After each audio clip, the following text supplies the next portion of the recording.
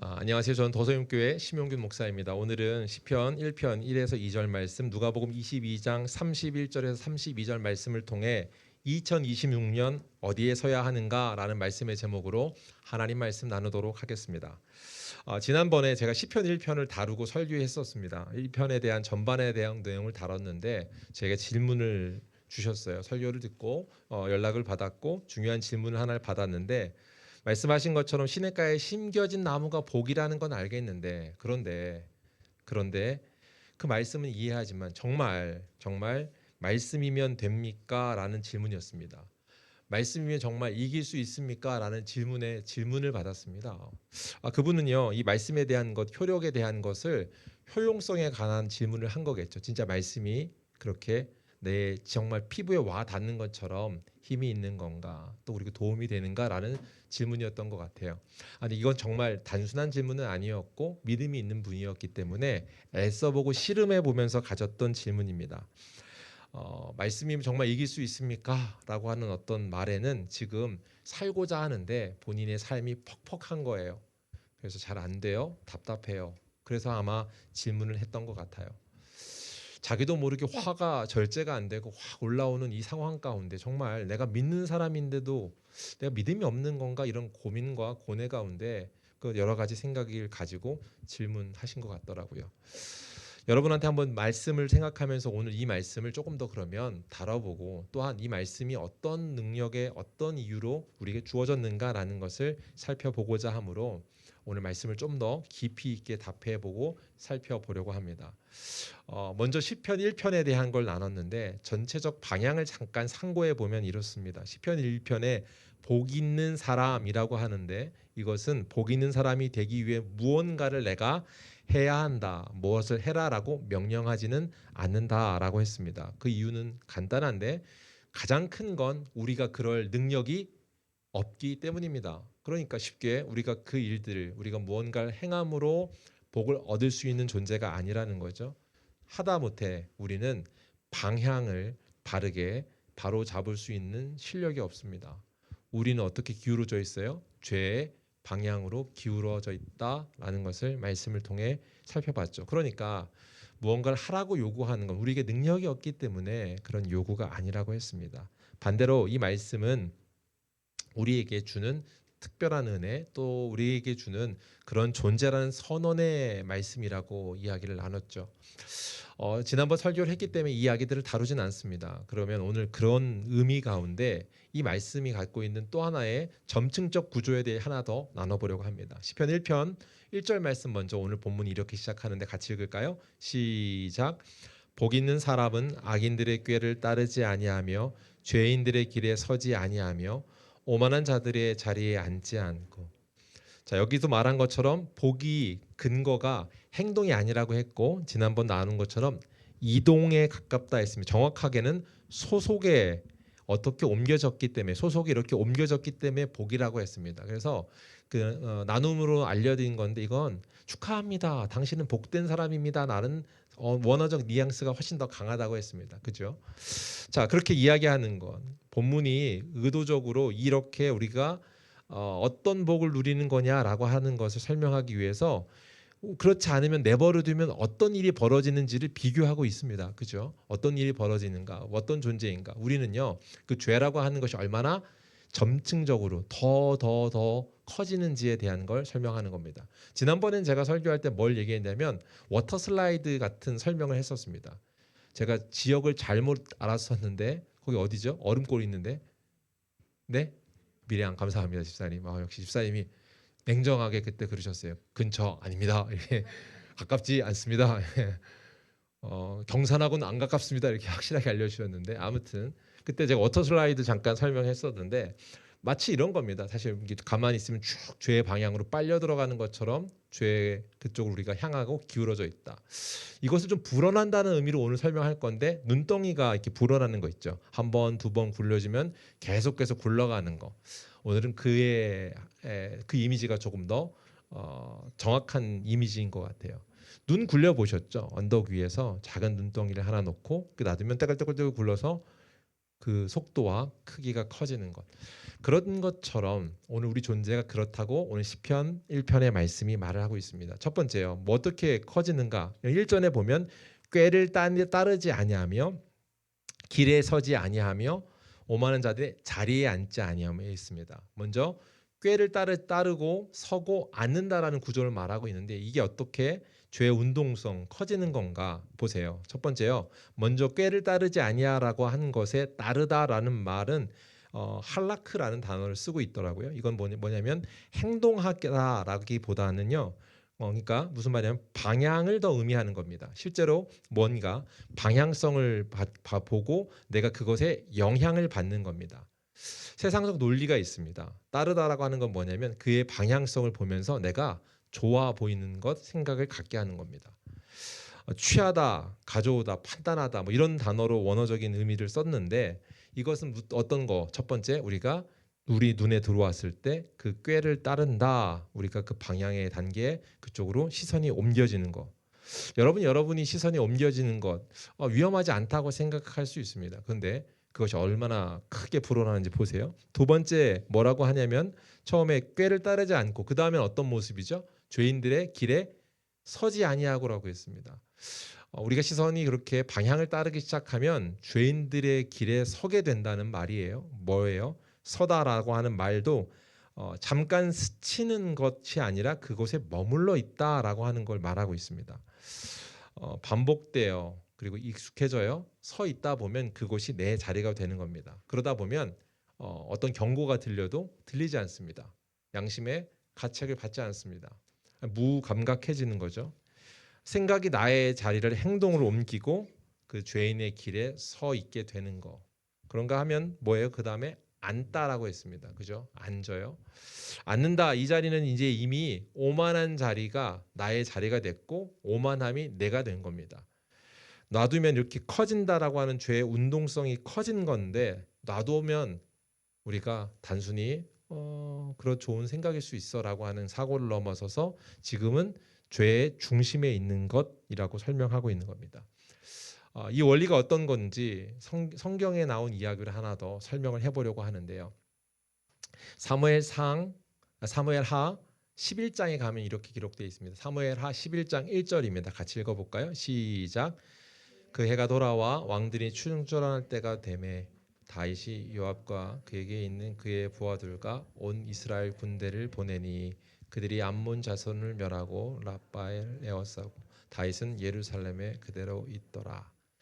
자, 꾀를 따르는 단계, 이게 다윗의 이야기인데 꾀를 따르는 단계 뭔가 다윗이 예루살렘에 지금 있습니다. 근데 성경을 어떻게 말하고 있냐 보면 부정적인 뉘앙스 그대로 있더라 이렇게 말하고 있어요. 왜 부정적인 뉘앙스가 나오는가? 뭐냐면 그가 지금 왕입니다. 근데 왕이면 뭐 쉴 수 있는 거 아닌가요? 전쟁에 있으면 꼭 전쟁에 나가야 되는 건가? 이런 질문을 던질 수 있는데 이스라엘의 왕은 전쟁에 앞장서서 그들을 대리하며 전쟁을 치르는 자로 세워져 있습니다. 그러니까 실상 그가 해야 될 일들을 지금 하지 않고 있는 겁니다. 쉬운 성경이나 번역 성경은 나가야 될 때가 됐는데 안 나가고 있다라고 그냥 딱 집어서 말하고 있습니다. 쉬운 성경의 번역은 뭐라면 봄이 오면 왕들은 전쟁터에 나갑니다라고까지 아예 번역을 했습니다. 근데 나가야 되는데 나가야 될 자리에 지금 나가지 않고 있습니다라고 말하는 거예요. 다윗이 전쟁터에 있어야 될 때, 출정해야 될 때인데 그러지 않았다라고 말하는 겁니다. 그가 잠시 자리를 비운 것. 그런데 그것이 얼마나 큰 문제일까 이런 생각이 들어요. 그런데 이렇게 아직은 뭐 드러난 죄가 없어 보입니다. 그러나 지금 첫 번째 따르는 것, 꾀를 따르는 것, 방향, 시선이 옮겨진 것, 방향성이 좀 틀어진 거에 대한 걸 알 수 있는 장면일 겁니다. 여러분 한번 질문 던져보겠습니다. 여러분이 있어야 될 자리는 어디인가요? 여러분 예배자로 있는 것, 여러분 섬김이로 하나님이 부르시는 것, 여러 가지 당신들을 향한 여러분들을 향한 하나님의 계획이 있을 텐데 혹시 그 자리를 이탈하고 계시지는 않습니까? 먼저는 여러분의 마음에 신령과 진정으로 예배하는 자로서 부르셨는데 여러분은 신령과 진정으로 예배하고 계십니까? 이 질문을 던질 수도 있을 겁니다. 이것처럼 첫 번째 여러분이 지금 무엇을 따르고 있는가? 어디에 어떤 쪽으로 흘러가고 있습니까? 라고 하는 틀어진 방향이 있다면 빨리 교정하십시오. 그리고 그 교정해야 된다는 것을 오늘 말씀을 통해서 얼마나 위험한 것인지를 확인하시는 시간 되시면 좋겠습니다. 말씀을 더 보실까요? 첫 번째, 그렇게 왕이 출정할 때가 됐을 때 다윗은 예루살렘에 그대로 있더라라고 하는 것이 11장 1절이었는데 2절과 3절을 보면 이렇게 됩니다. 같이 읽을까요? 시작.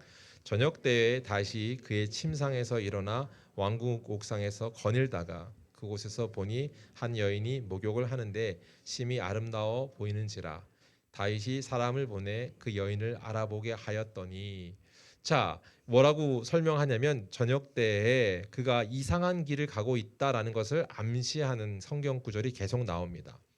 전쟁의 자리를 비웠다, 이미 문제예요. 그런데 그뿐만 아니라 뭐라고 하냐면 그가 언제 일어났대요? 저녁 때에 일어났습니다. 보통 저녁 때 일어나는 것도 뭐 어제 너무 업무가 많아서 뭐 그럴 수 있을까? 뭐 우리가 최대한 이해하고 큰 문제가 아니겠지라고 생각할 수 있지만 실제 아마 이건 일반적인 건 아닙니다. 그죠? 예, 이미 나태해진 거라든가 어떤 상황적인 것들을 상상할 수 있습니다. 아무튼 여기까지도 크게 100번 양보해서 큰 문제 아니야라고 여길 수 있는데 그런데 그때 이의 눈에 한 사람이 눈에 들어왔습니다. 한 사람이 눈에 들어왔다. 그 뭐예요? 이스라엘 자리에 비운 것도 있는데 그 앞에 어떤 여인이 눈에 들어왔다라고 하는 것을 말하고 있습니다. 이제 여기서부터 문제가 됩니다. 죄인의 길에 지금 서려는 것, 그 자리로 가려는 것, 그 운동성이 지금 그렇게 방향을 가고 있습니다. 보세요. 어떻게 하는가. 11장 3절에 보면 그렇게 그가 운동성을 갖고 가는데 실제 어떤 일이 일어나는지를 좀 더 설명합니다. 제가 앞에 하반절을 뺐었는데 하반절까지 한번 같이 읽어보면 이렇습니다. 3절 다윗이 사람을 보내 그 여인을 알아보게 하였더니, 자 이제 사람을 보내 알아보게 한 거죠. 그죠? 여인 눈에 들어왔어요. 알아보라라고 명한 겁니다. 여기까지도 왕이니까 뭐 그럴 수 있어 이렇게 생각할 수 있는 분들이 계실까요? 관대해 보여요. 그런데 그 다음에 듣는 말이 뭐예요? 한번 같이 읽어볼까요? 그가 아뢰되 시작. 그가 아뢰되 그는 엘리암의 딸이요 햇사람 우리아의 아내 바세바가 아니니까 하니, 알아보라고 한 사람이 와서 친절하게 설명하고 있는 겁니다. 누구라고 해요? 우리아의 아내 바세바, 그가 그 이인입니다라고 말하고 있습니다. 그는 누구냐라고 설명하는 건 뭘 말하고 있냐면 당신의 충신인 장군의 아내입니다 이렇게 말한 겁니다. 모르는 사람이 아니에요. 알고 있는 말 누구인지도 이야기한 겁니다. 먼저 틀어졌고 그 자리 위에 서 있다. 뭘 알 수 있습니까? 그 위에 서 있기 때문에 그가 할 수 있는 행동을 하나하나 해갑니다. 죄인의 일들을. 그냥 알아본 걸 넘어서서 그가 지금 들었습니다. 자기 충신의 아내라는 걸 알아요. 그런데 어떻게 해요? 데려오라 한 것. 명확하게 전달받았으나 지금 자기가 왕이야 라고 하는 것. 자기 소견에 오른 대로 자기 마음에 거침없이 자기 마음이 원하는 대로 사사시대에 각자 자기 소견이 옳은 대로 행했더라라고 하는 모습이 그에게 자기 중심성 가운데 있습니다. 그래서 그가 직진을 하는 겁니다. 자리에 앉는 단계로 갑니다. 오만함입니다. 하나님인데 하나님께 오만하다는 게 뭐예요? 하나님 자리를 자기가 뺏는 거잖아요. 지금 오만함의 자리로 가고 있습니다. 어떻게 있습니까? 하나님을 밀어내고 그 자리에 자기가 절대자가 되는 것처럼 행합니다. 그 아내를 취해요. 그 여인을 취하여 간음합니다. 간음하고 끝나든가요? 그뿐 아니죠. 임신했어요. 임신한 사실을 알고 어떻게 하죠? 그걸 아주 나이스하게 숨기려고 합니다. 장군을 불러서 치하해요. 되게 좀 좋아 보이는 것처럼 고생 많았어. 너 그랬지? 라고 하며 장수를 치하하고 격려한 다음에 어떻게 해요? 고생했으니까 왔으니까 집에 가서 자라고 하면서 자기는 나이스해 보이고 자기 죄를 그냥 덮어버리려고 하는, 아무것도 아닌 것처럼 은폐시키려고 하는 것, 그걸 우리아를 불러서 그렇게 했죠. 그런데 우리아가 충신이라 그런지 그 왕의 뜻대로 되지 않습니다. 그래서 어떻게 하나요? 결국 그를 죽입니다. 그 사실을 감출 수 없자 그냥 죽여버리는 것, 뭐예요? 온전히 오만함 그 자리에 앉아 있는 모습입니다. 하나님은 없고요. 죄 한가운데 앉아 있다. 자, 꾀를 따르고 죄인의 길에 서고 그 오만함의 자리에 앉았다라고 하는 것, 이것이 어떻게 굴러가는지 단 한 장을 통해서도 보여주죠. 근데요, 여기서 주목해야 되는 내용이 있습니다. 이 사건의 이 장면에서 주목해야 되는 것, 밧세바 사건이 있을 때 다윗에게 일어난 일들을 학자들이 분석하고 연구한 것들, 그리고 성경의 이야기들을 보면서 깨달은 게 하나 있는데, 이 시기에 다윗은 성경에서 분명하게 알게 합니다. 뭐냐면 하나님과 멀어져 있는 단계라는 점입니다. 단순히 추정이 아니라 근거가 분명합니다. 학자들의 공통된 의견이 나타나는데, 그 기간 동안은 시편이 한 편도 기록되지 않다라고 말합니다. 시편은 어떻게 기록되어 있는 거예요? 하나님을 묵상함 가운데 그가 하나님을 찬양하는 거죠. 하나님과의 관계 가운데 글로 적혀진 시편들입니다. 다윗은 시편은 주로 언제 많이 썼냐면, 언제 많이 썼을까요? 네, 맞아요. 도망 댕길 때, 도피하던 때 하나님을 의지하며 썼던 시편이 집중되어 있죠. 그런데 지금 오늘 사무엘하 11장 12장 이 시기에는 한 편도 확인되지 않는다. 왕궁의 시기에 시편을 확인하기 어렵다. 시간이 없어서 시편을 못 썼을까요? 아니요. 자다가 늦게 일어난다니까요. 왜 시간이 없어요? 넉넉하죠. 그가 해야 될 일이 없어서일까요? 아니요, 그렇지 않습니다.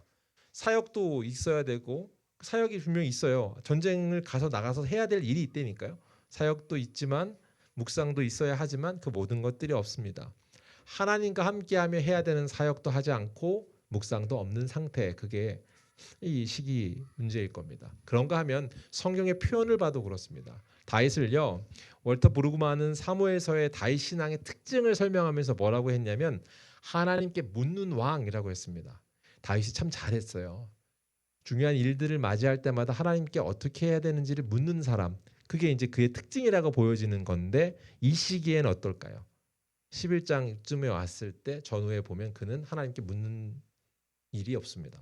묻는 여호와께 묻더라, 여호와께 묻더라, 이 반복된 표현이 계속 있었던 그의 삶에 전혀 무관한 것처럼 사라져 버렸습니다. 무엇을 말하는가?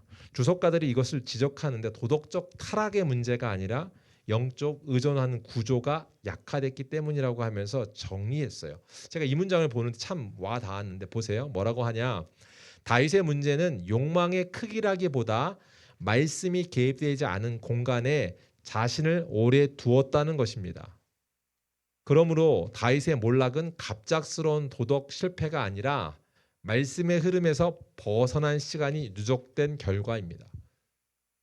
이해가 되십니까?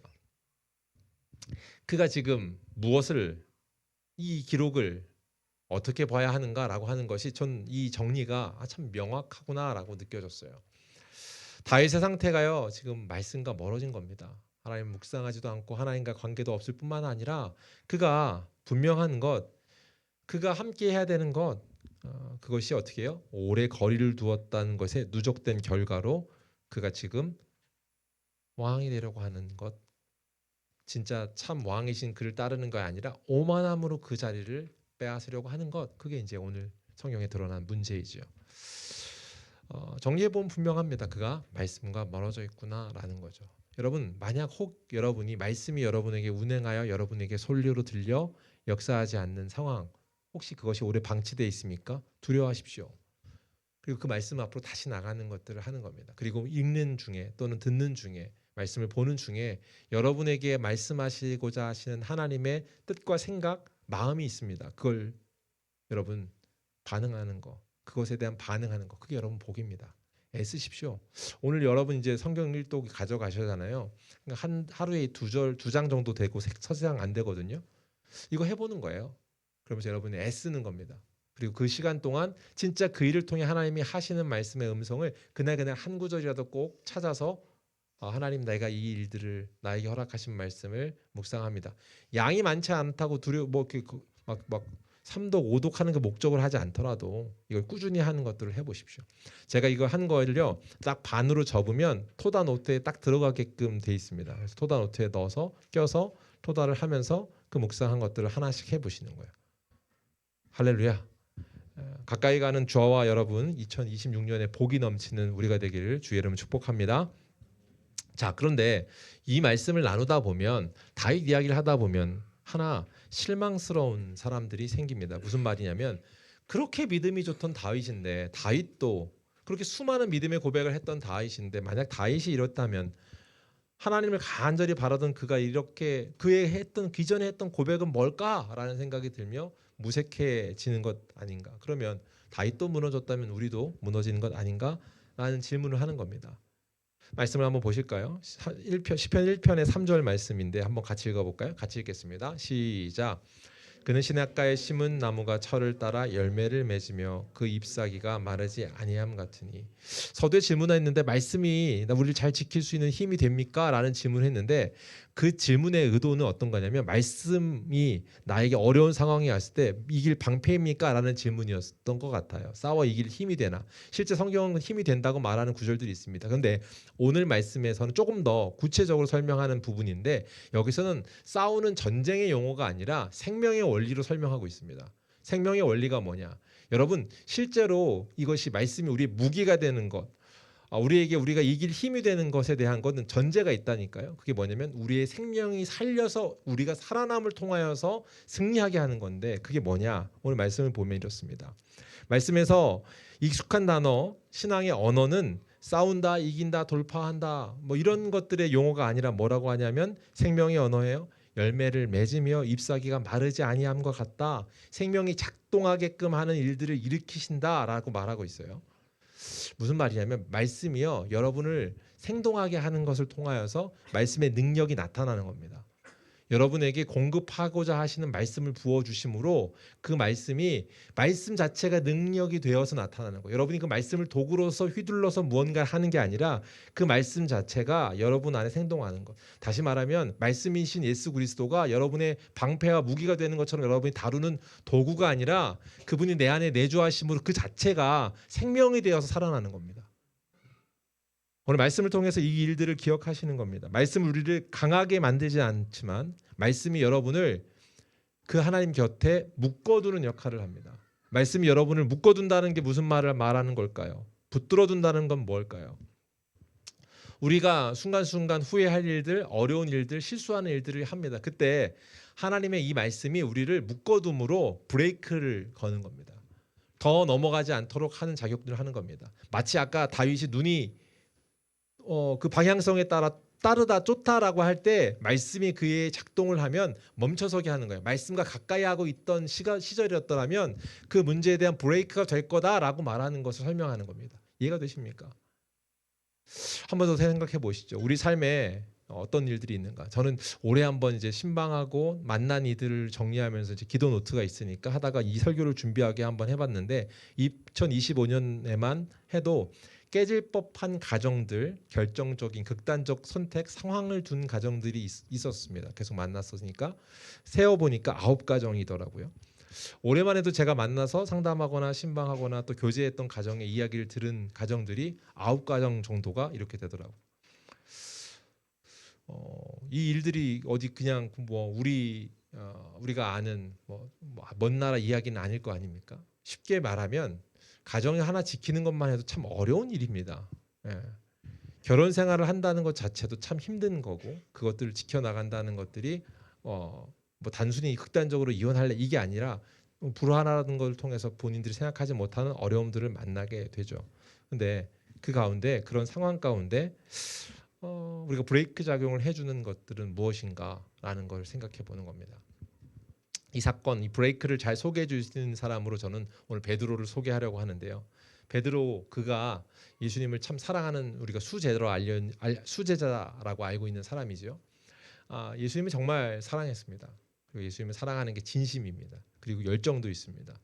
그러니까 애씀과 열심과 열정이 다 있던 사람인데 그가 다른 사람들은 다 예수님을 배반할지라도 나는 하지 않겠습니다라고 하면서 그의 자신감을 드러냈던 사람이지 않습니까? 그런데 그렇게 그가 예수님께서 어떤 일을 하실지에 대한 것도 알려주셨고 알려주실 뿐만 아니라 각오도 했고 충분히 했는데 결과는 어떤가 아시는 것처럼 뻔한 결과 26장 75절 마태복음 말씀에 나와 있습니다. 한번 같이 읽을까요? 시작.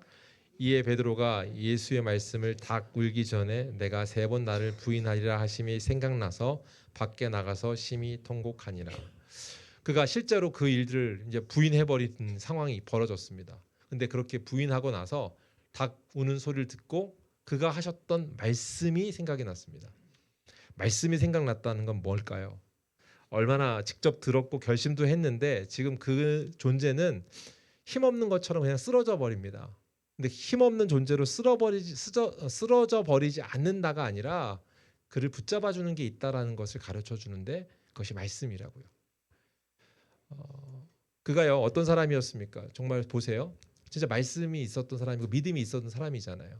베드로가요 예수님께서 물어보잖아요. 너는 나를 누구라고 하느냐? 사람들은 누구라고 하는 넌 나를 누구라고 하느냐 했을 때 그가 뭐라고 하냐면 살아계신 하나님 아들이십니다 라고 고백하잖아요. 주는 그리스도요 살아계신 하나님의 아들이시니다 라고 말했고 그것 때문에 너의 믿음 위에 교회를 세우겠다라고 하면서 하나님 말씀하시는 걸 통해서 예수님 말씀하시는 걸 통해서 그의 고백이 진실된 거는 알겠죠. 그걸 주님은 아실 테니까요. 진실되게 받으셨단 말이에요. 그러니까 진심입니다. 그리고 정말로 예수님을 사랑하는 마음을 갖고 있는 사람입니다. 그런데 그렇게 세우겠다라고 생각했던 믿음이 있던 그인데 일순간에 철저히 실패해 버립니다. 자 보세요. 그가 정말 믿음이 있었던 사람이면 실패가 없냐? 아니요. 믿음이 있는 사람도 실패가 있다니까요. 베드로가 실패하는데 여러분 위안을 받으십시오. 베드로도 실패하는구나. 실패한다라는 것들이 철저히 무너지는 것들이 있을 수 있구나라는 걸 아시는 겁니다. 그런데 그 실패한 순간에 무너진 순간에 작동하는 원리가 있습니다. 그게 뭐예요? 믿음 한순간 아무것도 아닌 애가 아니라 그때 말씀이 작동하는 거예요. 오늘 그에게 지금 베드로에게 주의 말씀이 떠오른 겁니다. 닭 울기 전에 3번 나를 부인하리라라고 하셨던 그 말씀이 다시 떠오름으로써 어떻게 해요? 그 마음 가운데 그가 정죄받고 나가서 극단적 선택을 하는 것이 아니라 어떻게 해요? 다시 예수님께로 주께로 하나님께로 돌려 세웁니다. 말씀이 그를 다시 돌려 세운다고요. 브레이크할 뿐만 아니라 그를 다시금 나락으로 끝으로 마지막으로 간 그에게 다시금 돌려 세우는 일을 하고 있는 겁니다. 베드로의 고백은 그러니까 완성된 믿음의 선언 그건 아니고요. 그 믿음의 선언이 아니라 뭐냐면 무너졌을 때 다시 세우는 정체성인 겁니다. 사랑하는 성도 여러분, 2027년, 6년 앞으로 계속 시간을 보낼 때 여러분의 가야 될 방향성 붙잡아야 될 건 뭐냐면 여러분의 믿음 그 종착지는 무언가를 향하고 있느냐라고 하는 것, 말씀이 작동하는 것. 내가 인생 끝자락에 있을지라도 그 말씀이 나에게 힘이 된다는 건 나에게 그분의 생명이 다시금 열매 맺게 하시고 꽃 피우게 한다는 사실입니다. 말씀이요. 우리 주 손에 들어준 무기가 아니라 아까 뭐라고 했습니까? 우리를 묶어두는 줄이라고 했습니다. 끊어지지 않도록 붙잡아주는 은혜라고 했습니다. 결국 우리를 붙잡아둠으로 어떻게 일하시는가? 누가복음 말씀 한 번 더 읽을까요? 22장 31절 32절 오늘 본문이었는데 같이 읽겠습니다. 시작. 시몬아 시몬아 보라 사탄이 너희를 밀가부르듯 하려고 요구하였으나 그러나 내가 너희를 위하여 내 믿음이 떨어지지 않기를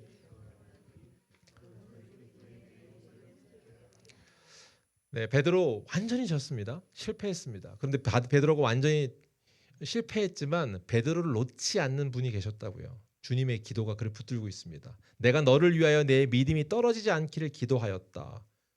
주의 그 말씀이 그 기도가 그를 승리하게 합니다. 말씀에 붙들려서 완전히 떠나지 않도록 보호하심을 받습니다. 사랑하는 성도 여러분, 오늘 말씀이 이긴다라는 것은 우리가 더 강해진다가 아니라 실패하지 않게 만드는 장치가 아니라 실패해도 완전히 떠나지 않게 하는 그 은혜입니다. 넘어지지 않도록 붙드는 손이 아니라 넘어졌음에도 불구하고 놓지 않는 손인 겁니다. 하나님께서요 우리 사랑하는 마음에서 우리에게 얘기할 때 믿음의 사람들이 안 넘어진다고 하지 않아요. 잠언 24장 16절 같이 읽겠습니다. 시작. 대저 의인은 7번 넘어질지라도 다시 일어나려니. 뭐라고 설명하고 있습니까? 넘어져도 일어난다고. 붙들어준 손, 그러니까 이기는 손이 아니라 승리하게 하는 것이 아니라 우리가 실패할지언정 놓지 않는 다시 서게 하는 그 하나님 손이 있다고요. 신학가에 심겨진 나무에게 싸움을 요구하지 않습니다.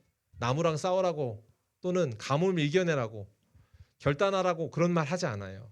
열매를 맺으라고도 막 애쓰라고 하지 않는다고요. 어떻게 열매를 맺는다고요? 32절 후반절에 뭐라고 했습니까? 너를 돌이킨 후에 내 형제를 굳게 하라 했습니다. 아까 말한 것처럼 붙잡아 주시는데 너를 일으킨 다음에 그 다음에 어떻게 해요? 열매 맺는 그때에 시절을 따라 쫓는 것처럼 그때 여러분을 향해서 열매 맺게 하신 하나님 그 은혜 나타나게 하신다 가르쳐 줍니다.